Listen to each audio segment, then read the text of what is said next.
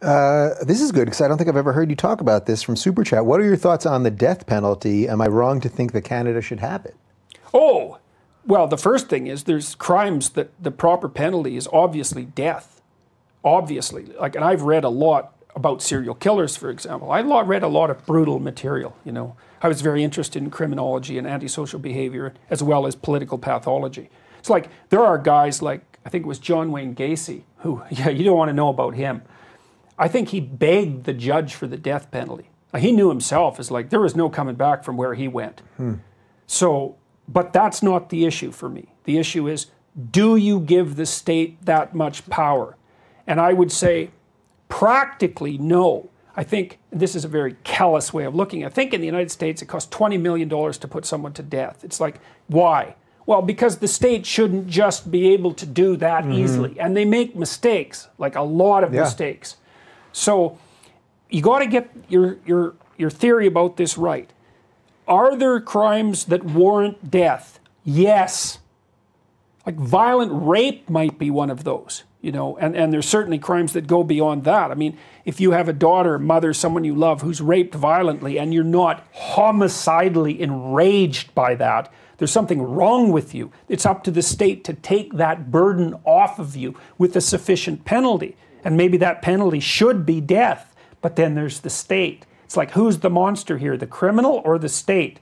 It's like, well, the criminal for sure, but also the state. And so maybe you just never want the state to have that much power. And I think that's a reasonable argument. It's not, I'm not comfortable with that. That's where I'm at with it. I just don't want to give the state that power. So I'm against the death penalty, but I understand. I mean, I've had Dennis Prager in here who is pro-death penalty and give the full argument on why, that some things are so horrific. Oh, they are, clearly. No, there's just absolutely no doubt about that. I mean, if you just have to casually read the proper criminal. I outline a person in my book. His name was... oh, hell no, and I'm not going to be able to remember. Anyways, he was brutalized when he was a kid. He was a delinquent. Panzram, Carl Panzram, fascinating autobiography. And he was brutalized when he was a delinquent, raped and tortured and all of that in the reform home. And he came out of there like, he was a very powerful guy, very big guy. And he came out of there seriously unhappy.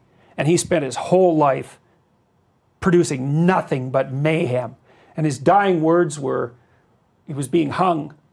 He said, "Hurry up, you who's your bastard. I could kill 10 men in the time it takes you to hang me." Wow. Yeah, and he said, "I wish the human race had one collective neck so that I could put my hands around it and choke." Wow. Those were his dying words. It's like he was a seriously mad guy, you know, and like there was nothing to do with him. He not only did he deserve the death penalty, he did everything he possibly could to deserve it, consciously and malevolently.